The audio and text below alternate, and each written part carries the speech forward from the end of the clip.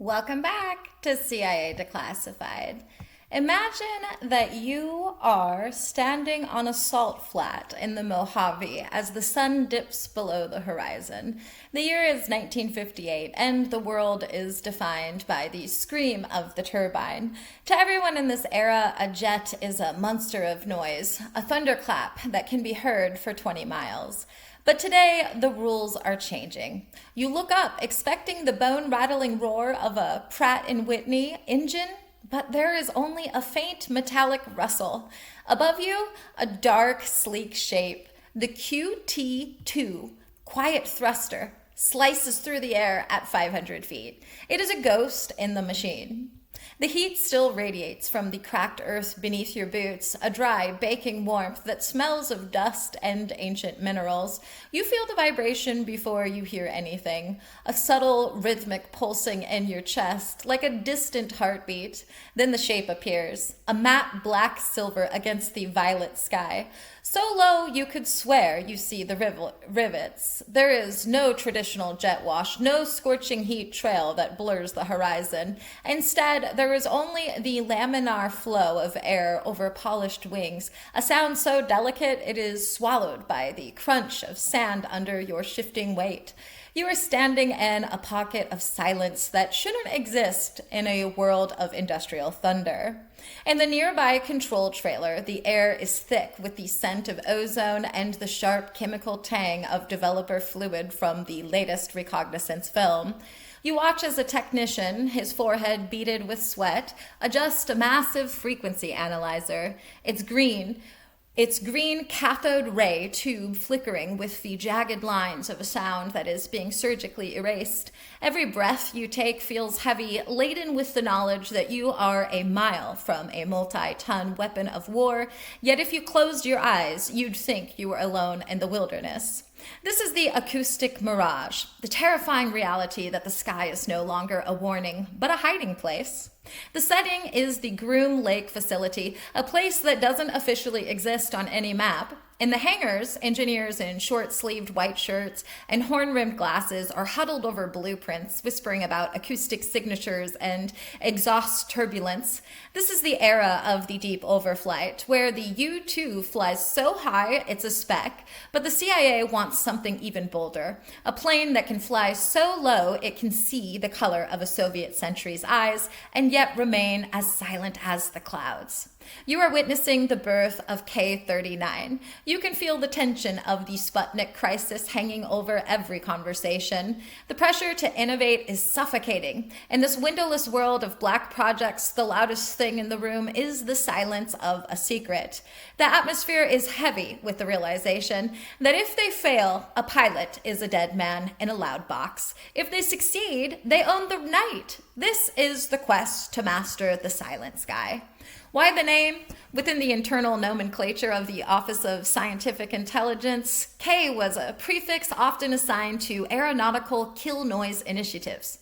Records from the Air Force logistics chains indicate that K-39 got its name from the 39-point decibel reduction target set by the original project lead. It was an invention of great proportions, the formal recognition that acoustic stealth was just as vital as radar invisibility. The goal was to reach a point where the ambient noise of a city would drown out the passage of a jet at an altitude of just 1,000 feet.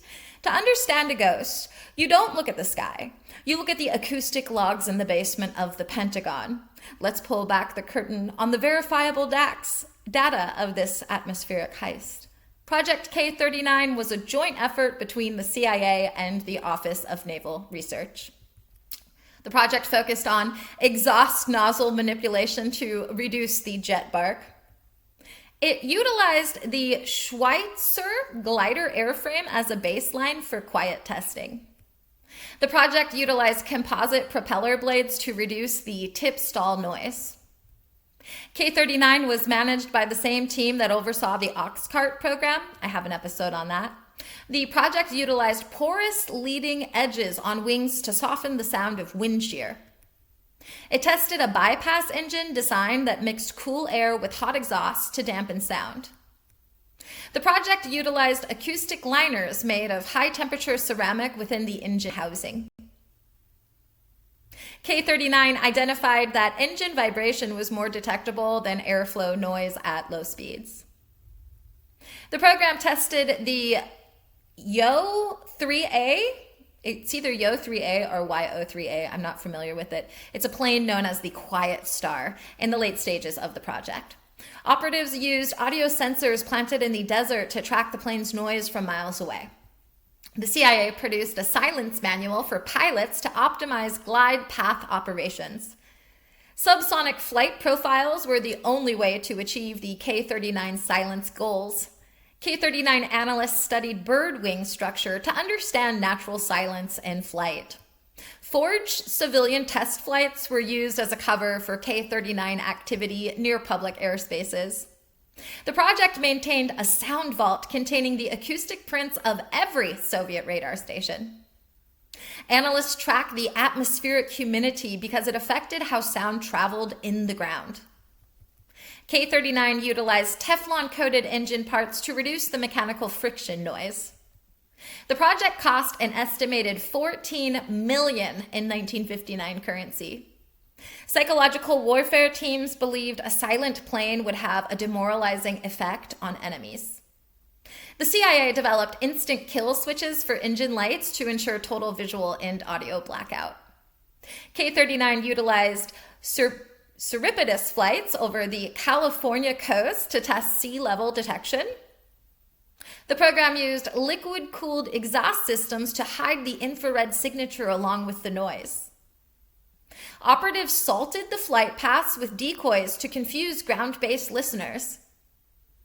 The CIA paid for noise complaints studies in local towns to see if anyone noticed the test flights.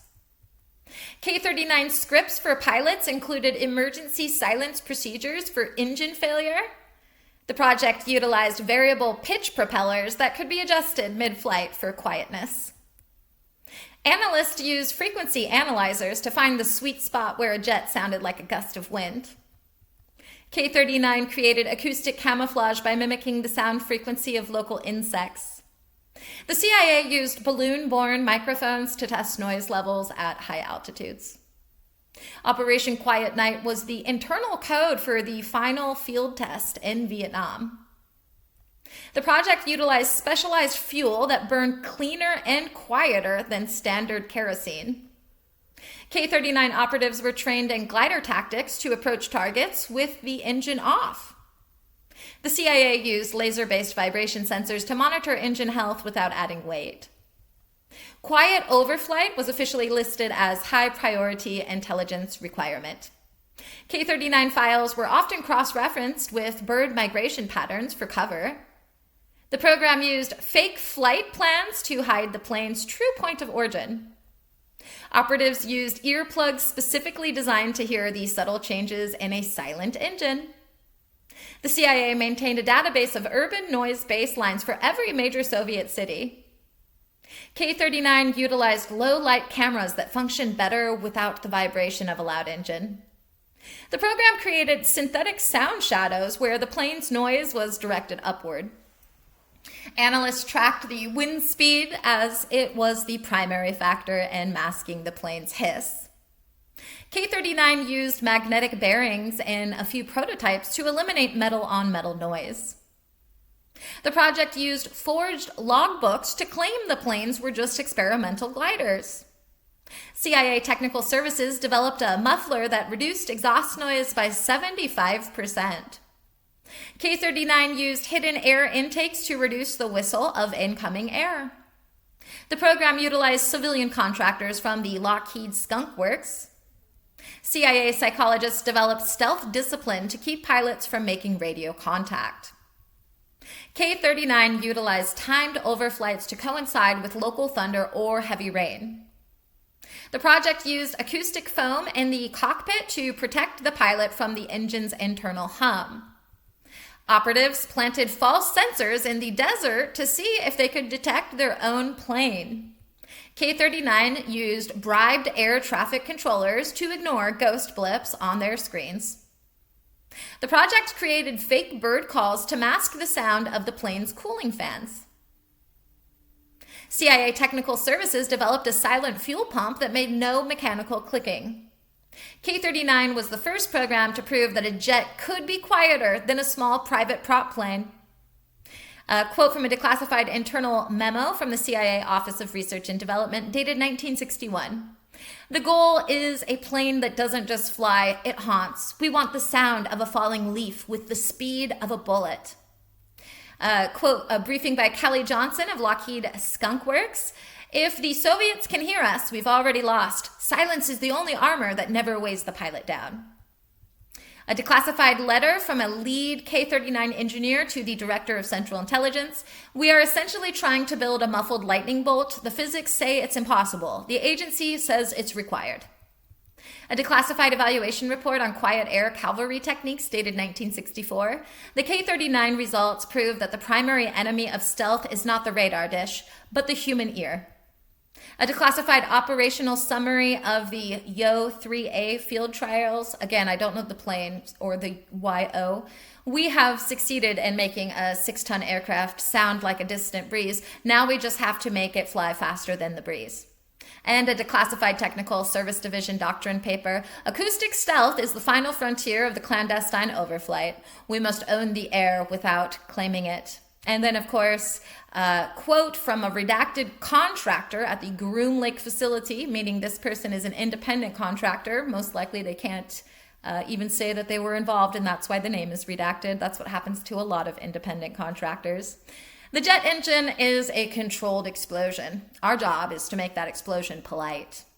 Within the K-39 final technical synthesis, a massive 180 pages titled The 1968 Operation Muted Shadow in Northern Laos are entirely blacked out. These redactions are protected under Exemption B1, B3, and B6. Exemption B1 signifies that the information is classified in the interest of national defense or foreign policy. B3 is the statutory exemption protecting information specifically shielded by other laws, likely the National Security Act of 1947. And B6 protects personal privacy, meaning the names of the pilots and the ground assets involved are still considered sensitive. I suspect these pages detail the direct extraction protocol, the methods used to fly a silent jet into North Vietnamese territory to rescue high-value defectors or downed pilots without the enemy ever knowing a plane was in the area. I also think the redacted portions cover urban overflights of Hanoi, where the K-39 prototypes were used to drop listening devices onto the roofs of government buildings. Most significantly, the redactions likely hide the border penetration failures, incidents where silent planes crashed in hostile territory and were sanitized with thermite charges to leave no trace of the technology. And I'm not the only one with theories. When the sky stops making noise, the imagination fills the silence. For instance, there's the UFO theory. It's a persistent one that claims that many UFO sightings in the 60s were actually K-39 tests. Witnesses reported seeing a craft that moved at high speeds but made no sound, leading to the alien technology myth when it was actually just a very well muffled jet. Then there's the Black Triangle conspiracy theory. Some conspiracy enthusiasts believe that the project evolved into the legendary TR-3B Black Triangle craft, which allegedly uses anti-gravity but is actually the ultimate evolution of the K-39 acoustic dampening tech. Then there's the voice from the sky theory. Fringe speculators suggest that the CIA used these silent planes to project directional audio, the voice of God, onto unsuspecting populations to startle them or deliver psychological messages, making people think they were hearing divine voices from a clear, empty sky. And the vanishing pilot speculation. There is a persistent rumor that one K-39 prototype was so quiet and fly-by-wire advanced that it was accidentally shot down by a U.S. Navy pilot who thought he was chasing a ghost plane because he couldn't hear its engine on his own sensors. Was Project K-39 a success? Tactically, it was a cloak of clouds. Project K-39 was an overwhelming success because it shattered the noise floor barrier, a feat previously deemed physically impossible by the conventional aeronautical community. It proved that a military force could achieve tactical surprise at a low altitude, which fundamentally altered the risk-reward calculus of clandestine reconnaissance. It turned the YO-3A into a night stalker that could loiter over enemy positions for hours, providing real-time intelligence without ever being detected by the area or the ears of the sentries below. It proved that sound suppression was not just an experimental curiosity, but a viable field of engineering, allowing pilots to fly missions that would have been suicide in a standard high decibel aircraft. By the late 1960s, the project reached a pinnacle where the aircraft's acoustic signature was virtually indistinguishable from the background rustle of the wind through the trees. This tactical edge provided a god's eye view of the battlefield without the psychological thunderclap that usually accompanies aerial presence. The tactical victory lay in the creation of acoustic disorientation. By the time an enemy soldier heard the plane, if they heard it at all, the sound was so distorted by the dampening tech that they couldn't tell where it was coming from, leading to a panic and an inability to return fire accurately. It allowed for the zero detection drop of agents in supplies, changing the face of special operations and ensuring that the American intelligence apparatus could reach into the most sensitive corners of the globe with a whisper rather than a roar. Strategically, it was the end of the audible frontier. The program was a success because it forced every nation to rethink the very nature of their early warning system, which for decades had relied heavily on the audio signature of approaching threats. It shifted the strategic focus from radar detection to multispectral awareness, effectively initiating a new arms race in the field of sensor technology. By proving that a jet could be silenced, the CIA ensured that no border was ever truly secure, as the psychological barrier of hearing the enemy coming had been effectively dismantled. It turned the night sky into a clandestine playground where the U.S. could operate with total impunity, collecting data and inserting assets while the world slept in blissful ignorance.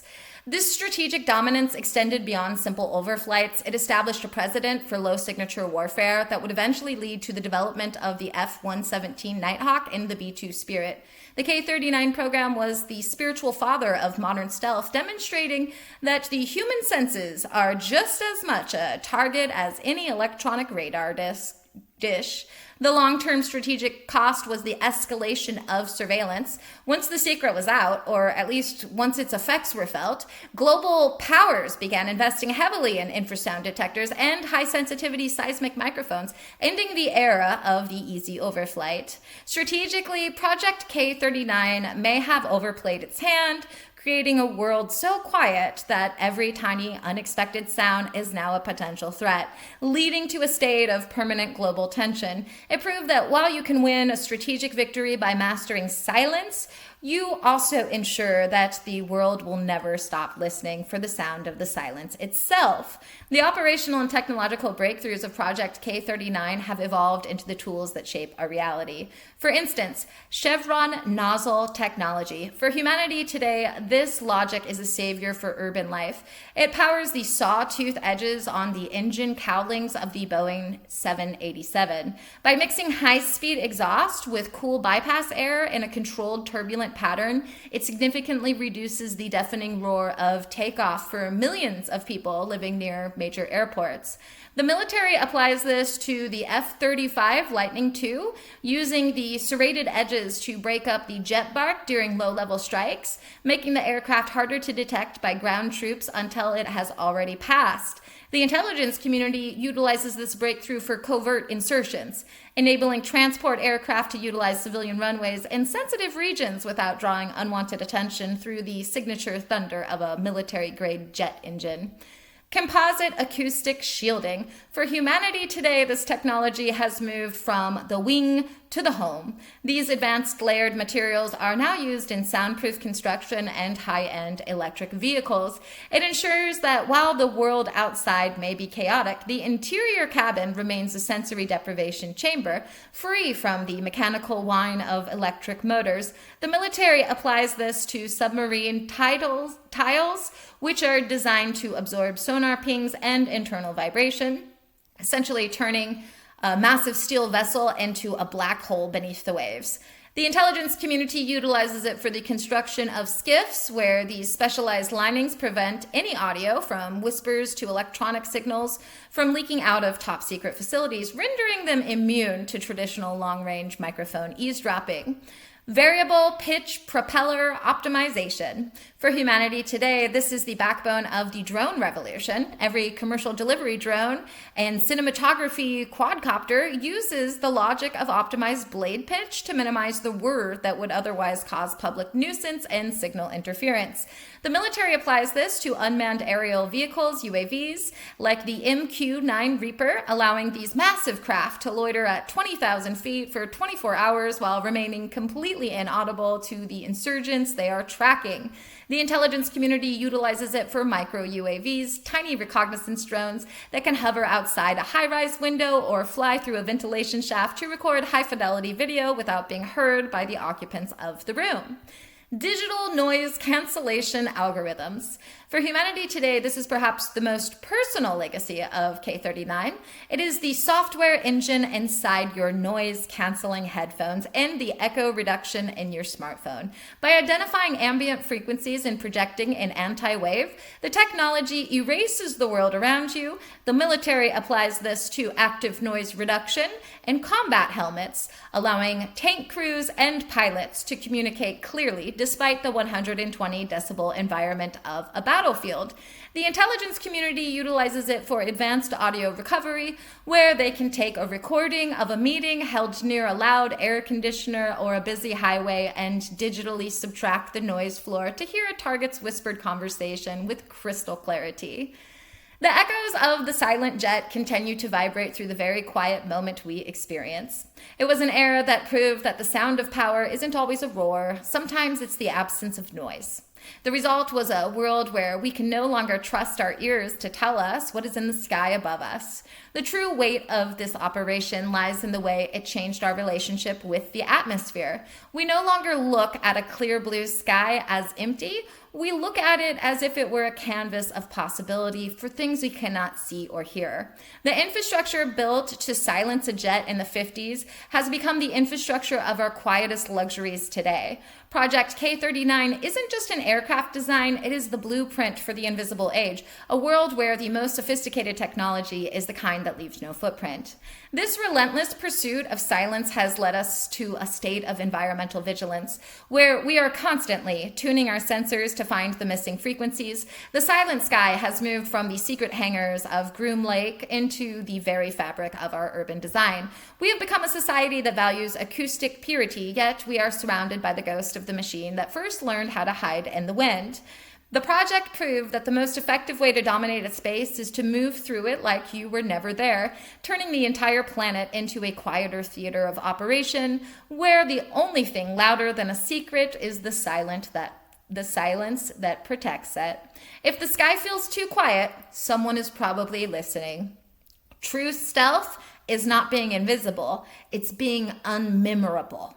In a world of noise, silence is the ultimate luxury and the ultimate weapon. And remember, you don't hear the wind, you hear what the wind hits. Thanks for listening, and join us next time as we examine AE Anvil, the heavy-duty paramilitary training for stay-behind units in Western Europe. We'll look at the Gladio networks of the 1970s, the hidden arms caches buried under the forest of Germany, and the reality of a secret army waiting for an invasion that never came. Join us next time for The Shadow Guard. In the meantime, I'll see you in the archives.